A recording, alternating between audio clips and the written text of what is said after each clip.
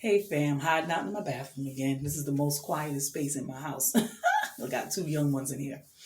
Listen, ladies, if you want to have a better relationship, it's supposed to be a new year, right? Even though it's not. The new year is when spring comes, when everything is new. But the world is calling this a new year. And so many people are making New Year's resolutions to do better, to exercise, blah, blah, blah, blah, blah, blah, blah, blah, blah. We should be doing these things with each day God bless us with. But okay, let's go for this new year thing. Pledges of the new year. If you are in a relationship, ladies, right? Your husbands and fiancés, if you want to have a better relationship with your man, stop being so feisty. And I get it because I was that way too. I'm feisty. I am feisty. I have to hold back a lot. And I have a lot of discipline that I'm practicing because I see that it works. You know, I think a lot of times we tend to want to defend ourselves. That's just human nature. And it goes for men and women.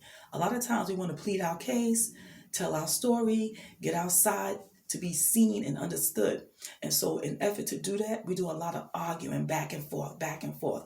But you know what? Use your feminine wiles for good. We have feminine power. I'm not calling it black girl magic. I ain't into magic, honey. The Bible speaks against that. That's witchcraft. We have power, though.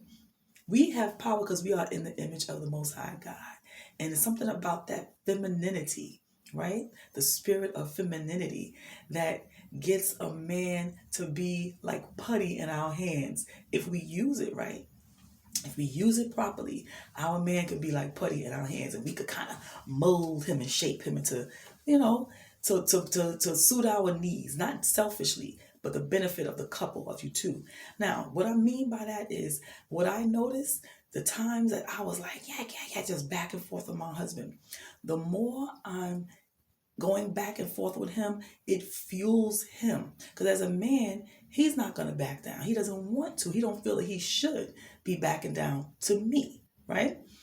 So the more I spit fire out, the fire that he already got going, the flame he already got going, is just going to get bigger and bigger and bigger. I'm telling you, it works. Even if you're right, let me tell you what works. Let me tell you. Be quiet. When he's on a rant, let him rant. Don't say a word. A word. Don't say a word. Remember Christ? When he was on that cross, he didn't say a mumbling word toward the end. Sometimes there's no need to defend yourself. None, because the Father is watching, right? And what it does to the man is like, he's like, wait a minute, she's quiet. Why she's so quiet? And instead of fueling his already revved up flame, now you're putting water on that because you ain't saying nothing. You're quiet. And because you're quiet, he's not all riled up. What he's doing is laying back now and he's considering everything now. Because most men are pretty logical. They do like to problem solve. And they don't want to argue and fight with us. They do not. It's a fact. Unless you just got some mean man who's just crazy like that. But overall, decent men, most of them, they don't want to argue. They want to come home and have a place of solace, right? And rest at their home. Because outside is hard for all of us. We go to work, we got to deal with this, that, and other. Even the traffic gets on your nerve. So when you come home, your spouse is your place of rest, right? Your home is your solace, your place of solace. And so if you stop barking in his face and getting all crazy and hype and acting like you in a battle with one of your girlfriends on the street, that man is going to consider you. He's going to consider the whole situation and be like, I'm going too far. She ain't even saying nothing. I'm quiet. My husband has done it time and time again. And I have had to pray and ask God to give me the strength of. I'm so used to being in charge, being alone for 14 years, being single, raising my children. I was the head of the house, right? I'm the breadwinner. I'm the protector. I'm doing all these things that a man was supposed to do. So it makes you manly because you're so used to being in that position. And now when you got this wonderful man, it's so hard for you to take a back seat. But guess what? It's nice driving in the back seat. Let that man drive. Let that It's nice being in the back seat and allowing somebody else to take control. It's nice. And it's a peaceful, more peaceful relationship when you're not arguing. Pray. Talk to yourself inside your head. It's times when I might be frustrated and I'll talk to myself, to the Lord. I'm like, Lord, help me. Just help me. And then I think about how much I love him.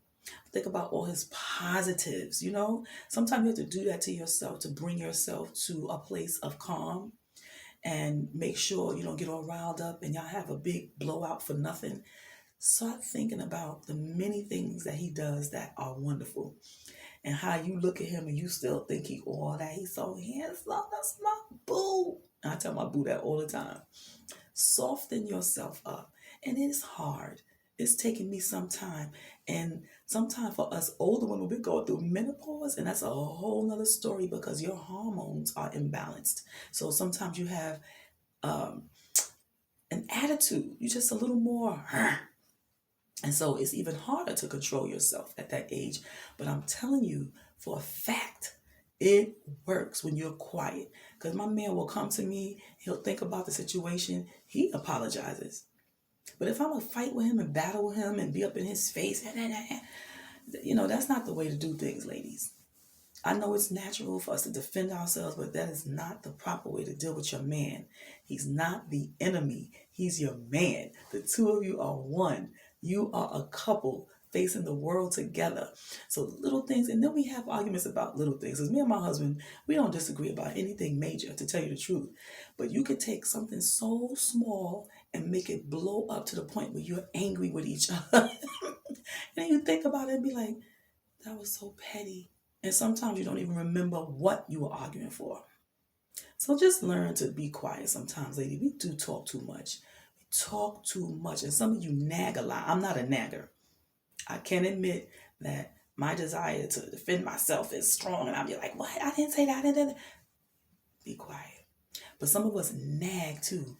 You left this here. We put this there. Why you did that? Go wash the dishes. Why you did that? Just always on him.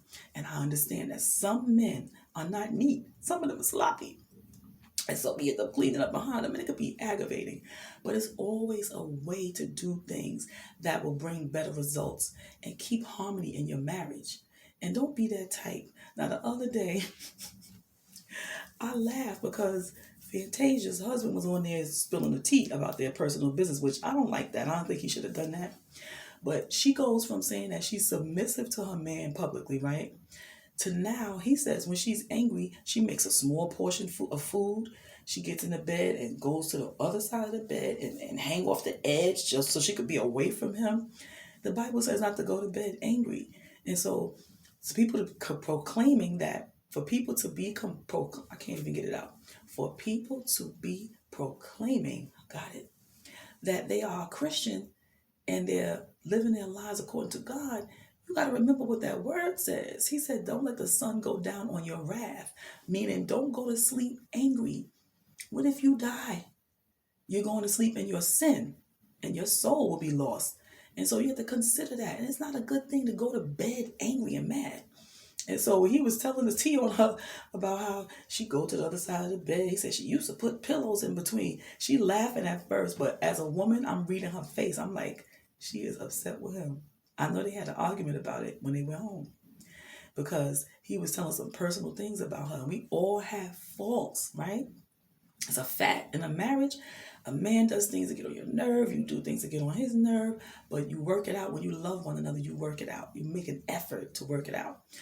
That's why I'm not with publicly displaying things that's going on in my marriage because it's intimate, it's personal, and it's annoying for the man or the woman to go out there and tell personal stuff to the world. The other person gets embarrassed. Our little things that's not right with us, that's to be kept secret. There are secrets to be kept in a marriage, you know? So I just felt like sharing a little bit of advice with us this morning because, our relationships are very valuable. We need one another. And sometimes we are the worst to the people that's closest to us, because we take it for granted that they're going to always be there and that they love us. But nobody likes to be mistreated. Think about yourself. You don't like to be mistreated. And that same old saying, do unto others, it works. The way you want to be treated, treat other people as such. It really isn't hard. Imagine if somebody is popping off on your face and talking to you all kind of ways. You wouldn't like it. It's only going to make you act worse. So we need to learn to try to be calm. It's hard to do, but it can be done. All things through Christ. All things through Christ. Peace, love, and blessings, family.